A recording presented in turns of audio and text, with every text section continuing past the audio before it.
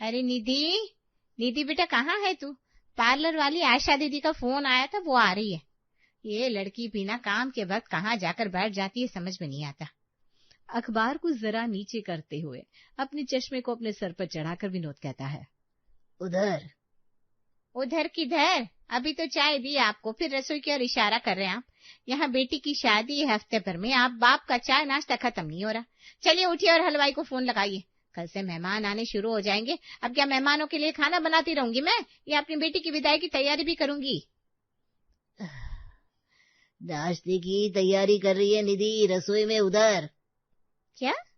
रात को ही कहा था मैंने इस लड़की से, अब ये कोई काम नहीं करेगी। अभी भी रसोई में जाती रहेगी तो अपने चेहरे पर काम कब करेगी? निधि! चिढ़ती हुई श्वेता जैसे ही रसोई की दहलीज लांघती है, अंदर बिखरी हुई पोहे की खुशबू उसका मन मोह लेती है और निधि पर चढ़ा हुआ उसका गुस्सा जैसे छू मंतर हो जाता है। क्या बना रही है बेटा? कढ़ाई में कड़छी घुमा रही निधि एक हाथ से अपने बालों को पीछे करते हुए कहती है, पहले पोहे खाइए मम्मी, फिर कुछ कहिए। निधि एक प्लेट में पोहे निकालकर अपनी माँ को चखने के लिए देती है। पोहे को चखते ही आहा, श्वेता तो मंत्रमुग्ध हो जाती है। बताइए मम्मी, आप मुझ पर किस बात से नाराज थी? अपने हाथों का खाना खिलाने के बाद नाराजगी का कारण पूछ रही है तू? जानती है ना, तेरे हाथों में माँ अन्नपूर्णा का वास है। मन आत्मा सब कुछ तृप्त कर देता है तेरे हाथ का बना खाना। श्वेता अपनी बेटी के दोनों हाथों को चूमते हुए कहती है, खाना बनाना पसंद है ना तुझे? पसंद नहीं, पूजा है ये मम्मी, पूजा। किसी का पेट भरना कितनी बड़ी बात होती है, पता है आपको? अब देखो कैसे खाने से मैंने आपका मूड बदल दिया। एक हफ्ते में तुझे दुल्हन बनना है बेटा, पार्लर वाली दीदी आ रही है फेशियल करने, कल से हलवाई लग जाएंगे, तो अब तू रसोई में अपने ससुराल में ही जाएगी, खा मेरी कसम। अरे मम्मा, आप इमोशनल मत हो जाओ ना। Okay okay. निधि दुल्हन बनने की तैयारी में लग जाती है। कभी हाइड्रा फेशियल, तो कभी हेयर स्ट्रेटनिंग, कभी वैक्सिंग, तो कभी बॉडी पॉलिशिंग। यहाँ दुल्हन तैयार हो रही थी तो वहां दूल्हा कैसे पीछे रहता। ये सूट पहनेगा मेरा बेटा। तुम शायद भूल गया हो किशोर कि मृदुल हमारे बड़े बंगले का छोटा बेटा है और एक हफ्ते में इसकी शादी है। क्या फर्क पड़ता है मम्मा, हमारे मृदुल के चेहरे पर वो चमक है जो लड़की वालों के घर के लाइट्स में भी नहीं होगी।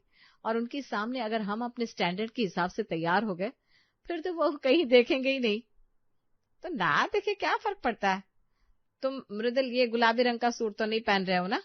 डिजाइनर से बात की है मैंने, कुछ सिलेक्टिव पीस लेकर पहुंच रहे, वो तुम्हारे कमरे में भेजती हूँ उन्हें।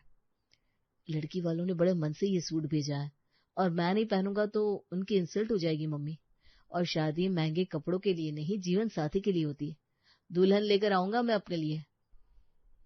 फॉर गॉड्स सेक मृदुल, तुम एटलीस्ट डैडी जैसी बात है तो मत करो। पता नहीं आजकल डैडी को गरीबों की मदद करने की ऐसी क्या पड़ी है जो एक मिडिल क्लास लड़की को हमारे घर की बहू बनाने पर तुल गया।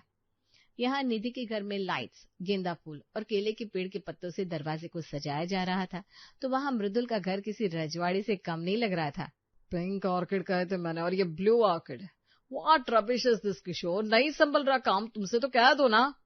सॉरी सर, मैंने तो पिंक ऑर्किड के लिए बोला था इवेंट मैनेजर को, कोई मिस्टेक हो गई है, मैं चेक करवाता हूँ। जोगी किशोर को डांट लगा रहा था, तभी कोमलिका पीछे से आकर अपने पति के कंधे पर हाथ रखते हुए कहती है, जोगी, तुम्हारे बेटे की शादी नहीं हो रही है, तुम्हारे छोटे भाई की शादी हो रही है जो आगे जाकर इस बड़ी प्रॉपर्टी का हिस्सेदार बनने वाला है। तो तुम इतना टेंशन क्यों ले रहे हो? शादी हो ना हो, मैं तो चाहती हूँ कि फेरों पर कोई बड़ा सा तमाशा हो जाए और मम्मा बहू रानी को टाटा बाय बाय कह दे।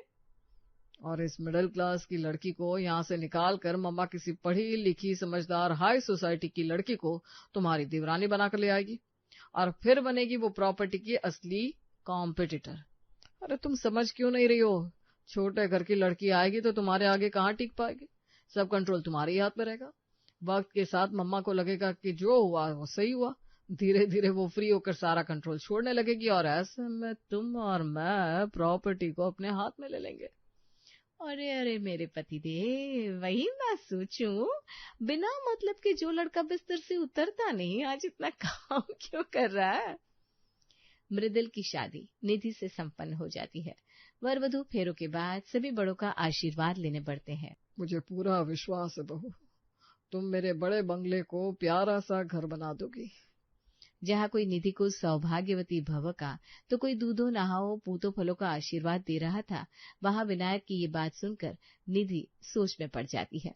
अगली सुबह अपने मायके से लाई हुई साड़ी पहनकर निधि तैयार होकर कमरे से बाहर आती है। कितना बड़ा घर है, हर तरफ खिड़की और दरवाजे ही दिख रहे हैं। पता चला मैं अपना कमरा ही भूल गई। इसे सब है कहाँ, दिख क्यों नहीं रहे? यहाँ से वहां घूमती हुई निधि पूरे घर का चक्कर लगाती रहती है, पर उसे कोई भी दिखाई नहीं देता सिवाय घर के नौकरों के। छोटी बहू रानी, आप कुछ लेकर आओ क्या? नहीं, वो रसोई कहाँ है? मुझे रसोई कहीं दिखाई नहीं दी। पर आप रसोई में जाकर क्या करेंगी? इस घर में नौकरों के अलावा और रसोई में कोई नहीं जाता बहू रानी। क्या? रसोई में घर का कोई नहीं जाता?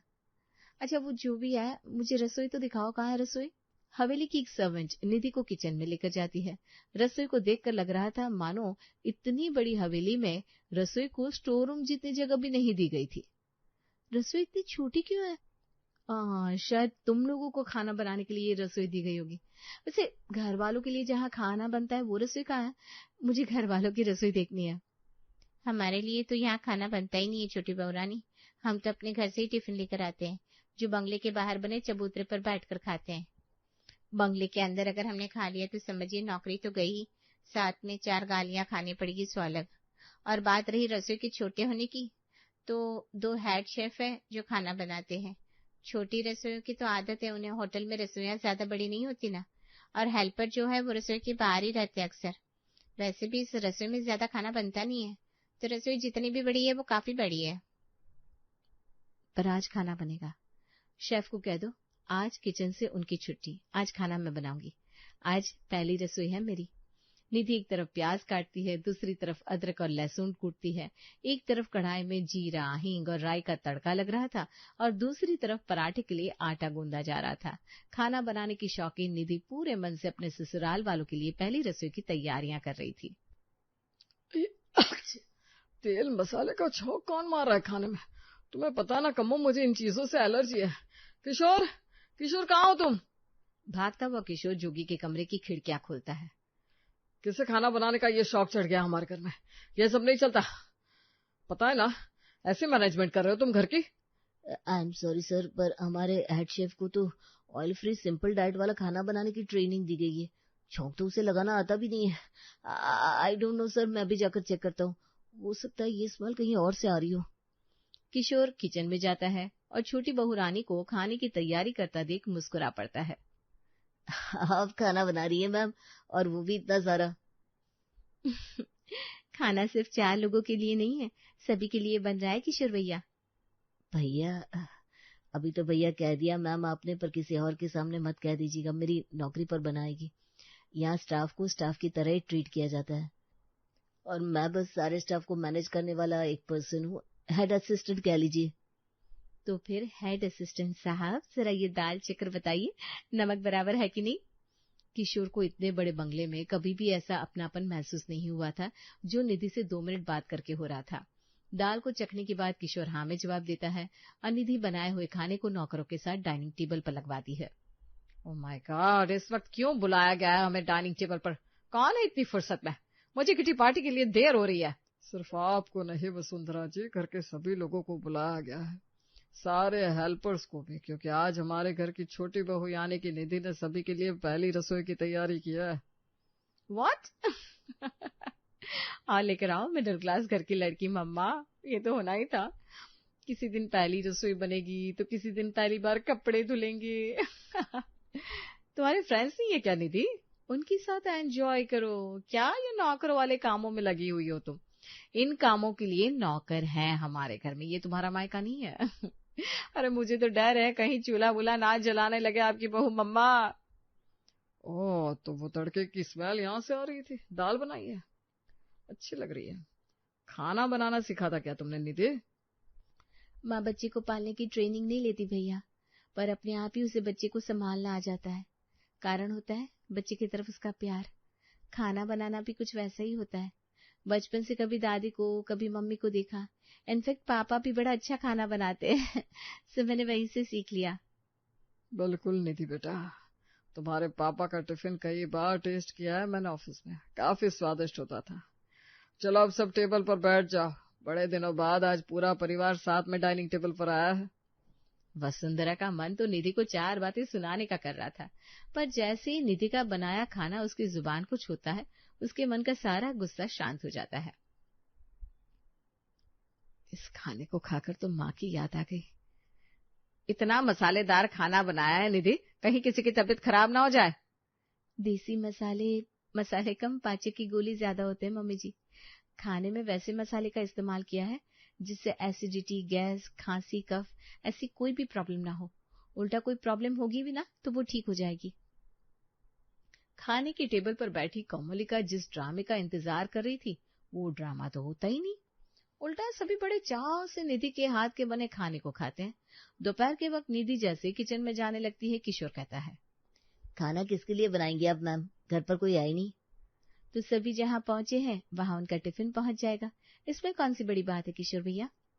मैं जो समझाना चाह रहा हूँ आप समझ नहीं रही है मैम।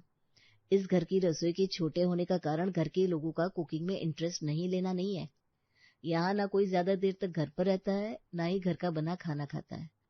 अगर ऐसे में किसी क्लाइंट ने घर के बने खाने की जिद कर दी तो बस उसी नाम के लिए किचन बनाया गया, वरना मोस्टली सब बाहर का ही खाना खाते हैं या फिर डाइट का खाना। नहीं, मैं नहीं मानती है, ऐसा कैसे हो सकता है। कोई घर का खाना खाता ही नहीं, और बाहर का खाना कितना हेल्दी होता है ये तो सब जानती हैं। बड़े घरों में ऐसा ही होता है मैम। यहाँ बच्चों को माँ बाप के साथ बैठने का वक्त नहीं होता, भाइयों को बहनों के साथ और बीवियों को पतियों के साथ। यहाँ कौन किसका ख्याल रखेगा? किसे इतनी फुर्सत है कि जाकर रसोई में किसी के लिए खाना बनाए, और किसे फुर्सत है कि बैठकर खाना खाए। निधि सबसे पहले मृदुल को फोन लगाती है, जो कि उसका फोन ही नहीं उठाता। फिर वो जोगी को कॉल ट्राई करती है। टिफिन? अरे प्लीज निधि, ये फालतू बातों के लिए कॉल मत किया करो मुझे। निधि एक एक करके सभी को फोन मिलाती है। कोई उसका फोन रिसीव करने के बाद कारण सुनकर फोन रख देता है, कोई उसका फोन उठाता ही नहीं। ऐसे में निधि खाना बनाती तो किसके लिए। रात के 9 बजे निधि सभी के लिए खाने की तैयारी करके टेबल पर लगाती है। इतनी देर क्यों लगी किशोर दरवाजा खोलने में? अभी एक बार और मुझे बैल बजानी पड़ती ना तो सीधा तुम दरवाजे से बाहर दिखते। आई बात समझ में? भाभी आपने कुछ खाया नहीं है, डिनर तो कर लीजिए। शट अप निधि, अपनी हालत देखो। इस घर के स्टाफ भी तुमसे ज्यादा नीट दिखते हैं।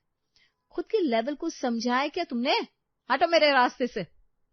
निधि के बाद मृदुल बंगले में आता है। खाना तुमने बनाया है? क्या बात है, अपने हाथों से। अच्छी बात है निधि, वैसे मैं खाना खा कर आया हूँ, सोने जा रहा हूँ। हाँ, तुम ध्यान रखना अपना और खुद को ना इन चीजों में उलझाना बंद कर दो। तुम्हारी भी तो अपनी लाइफ है। इंतजार करते करते रात के 11:30 बज जाते हैं और फिर वसुंधरा घर लौटती है। 11:30 बज रहे हैं माँ जी, खाना लगा दूं? मैं अपने फ्रेंड्स के साथ पार्टी में गई थी तो खाना ऑब्वियसली मैंने खा लिया है, और तुम मेरे खाने पीने की फिक्र मत करो। इन ड्रामों से मैं तुम्हें अपनी प्रॉपर्टी का बड़ा हिस्सा नहीं देने वाली हूँ।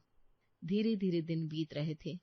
निधि रोज सभी के लिए खाना बनाती, पर वो डाइनिंग टेबल पर धरा का धरा रह जाता। कोई भी उसके बनाए खाने को छूता भी नहीं और सभी अपने कामों के लिए निकल जाते। इससे तो अच्छा मेरा वो 2 कमरे का घर था, कितना अपनापन था वहां। और यहाँ इतने बड़े बंगले में लगता है मानो कोई है ही नहीं, ना कोई किसी को सुन रहा है। ये कहाँ रिश्ता कर दिया पापा ने मेरा। निधि अपने पापा को कॉल लगाती है। मुझे बड़ा घर नहीं, बड़े दिल वाले लोग चाहिए थे पापा, पर यहाँ पर तो किसी को किसी से मतलब ही नहीं है। 2 मिनट भी कोई किसी के साथ नहीं बैठता। इतना बड़ा घर जहाँ रिश्तों के साथ इंसान अपना अस्तित्व भी खो दे। इसीलिए तो भगवान ने तुझे उस घर में भेजा है बेटा। तेरे हाथों में वो शक्ति है जो लोगों को दूर दूर से खींचकर तेरे पास ले आए। अपने खाने से ही तुझे इस घर को पूरी तरह मिलाना होगा, और उसमें तेरी मदद करेंगे तेरे ससुर जी। जा, उनसे बात कर बेटा। निधि अपना पर्स उठाती है और ऑफिस अपने ससुर जी से मिलने चली जाती है। मुझे तो लगा कि तुम अपने घर वापस लौट जाओगी बेटा, पर अच्छा लगा कि तुम इस मसले का हल ढूंढने मेरे पास आई हो। जिस घर की रसोई में कोई उसकी देखरेख करने के लिए ही ना हो, जहाँ कोई एक साथ बैठता ही ना हो, वो घर घर कैसा है पापा जी? यहाँ तो लोग सिर्फ पैसे और प्रॉपर्टी के लिए जिंदा है। बिल्कुल सही समझा तुमने बहू। इसीलिए अपनी जायदाद मैंने ना अपनी पत्नी के नाम की है, ना ही बेटों के। वैसे मृदुल बिल्कुल मुझ पर ही गया है, पर उसकी भाभी ने उसे न जाने क्या समझा कर रखा है। आप फिक्र मत कीजिए पापा जी, आप मुझे बस ये बताइए कि इस घर में किससे खाने में क्या पसंद है, बाकी सब मुझ पर छोड़ दीजिए। निधि एक एक कर अपनी सास की सारी फ्रेंड्स को कॉल करती है और उसके बाद कोमोलिका की फ्रेंड्स को इनवाइट करती है। जोगी के फ्रेंड्स और मृदुल के एम्प्लॉइज को भी इनविटेशन देना चूकती नहीं। शेफ और हेल्पर के साथ मिलकर छोटी बहुरानी आज छोटे से किचन को छोड़कर गार्डन में कुकिंग करती है। रात के 9 बजे दरवाजे से घंटी बजती है और एक के बाद एक मेहमान घर के अंदर आने शुरू हो जाते हैं। रूबी, तुम यहाँ? अच्छा, इसलिए तुमने बाहर मिलने का प्लान कैंसिल कर दिया था? और नहीं तो क्या कोमलिका, बाहर पार्टी क्यों करनी पड़ती, क्योंकि मेरे घर पर कोई मुझे अपना सा फील नहीं करवाता। अब जब तुम्हारी देवरानी घर का बना स्वादिष्ट खाना खिलाने के लिए मुझे इनवाइट कर रही थी, तो मैं कैसे इस इनविटेशन को टाल देती। तो निधि ने आप लोगों को इनवाइट किया है? सिर्फ भाभी के फ्रेंड्स को नहीं, तुम्हारे फ्रेंड्स को भी इनविटेशन मिला है जोगी। हेलो ब्रदर, इतने दिनों से मतलबी दोस्तों के बीच में बैठकर पैसों की बात करते हुए 5 स्टार की फाइन डाइनिंग से परेशान हो गया था मैं। मुझे तो वही घर का खाना चाहिए था, सो मैं भी यहाँ आ गया। जो सदस्य घर पर थे नहीं, उन्हें भी अपने गेस्ट को अटेंड करने के लिए दौड़ते दौड़ते घर पर पहुंचना पड़ता है। निधि टेबल पर खाना परोसना शुरू करती है, जिसे देखकर कोमलिका और वसुंधरा की सहेलियां भी उसकी मदद में जुट जाती हैं। कितना प्यारा माहौल है वसुंधरा तेरे घर का। मेरे घर में तो इस तरह से चहल पहल न जाने आखिरी बार कब हुई थी। बेटे ने शादी कर ली फॉरेन में और वहीं सेटल हो गया। बेटी और दामाद वर्ल्ड टूर करते रहते हैं, पर मेरे पास आकर बैठने का वक्त ही नहीं है किसी के पास। इसीलिए मैं भी तुम लोगों के साथ निकल पड़ती हूँ। वो बड़ा बंगला जो सोने की दीवारों सा घुटन महसूस करवाता था, आज सभी को घर जैसी गर्माहट महसूस करवा रहा था। वसुंधरा को पहले की कोई बात याद आती है जिससे उसकी आंख भर आती है। मुझे पता है, आप में ऐसी कड़वाहट कभी नहीं थी। ऐसा क्या हुआ था जो आपने खुद को इतना बदल लिया? आप और मैं सभी का सोचते थे ना, क्या हुआ? आपके पार्टनर ने हमारे साथ धोखा किया और सारी प्रॉपर्टी हमसे हड़प ली। वो पार्टनर जो पैसों के बिना किसी चीज की बात नहीं करता था, उसकी बीवी जो घमंड से भरी थी, भगवान ने उनकी मदद की और हमारी नहीं। उस दिन के बाद से मैंने भी खुद को वैसा ही बना दिया। अच्छा, तब की बात कर रही हैं आप। वो जो मेरा पार्टनर था ना, वैसे न जाने कितने एम्प्लॉय कंपनी में हमारी काम करते हैं। भगवान ने हमारी मदद की क्योंकि हमारा मन अच्छा था। इस घर को घर बनाने की पहल बहू ने जो करी है, अब इसे घर बनाए रखने की जिम्मेदारी आपकी है वसुंधरा जी।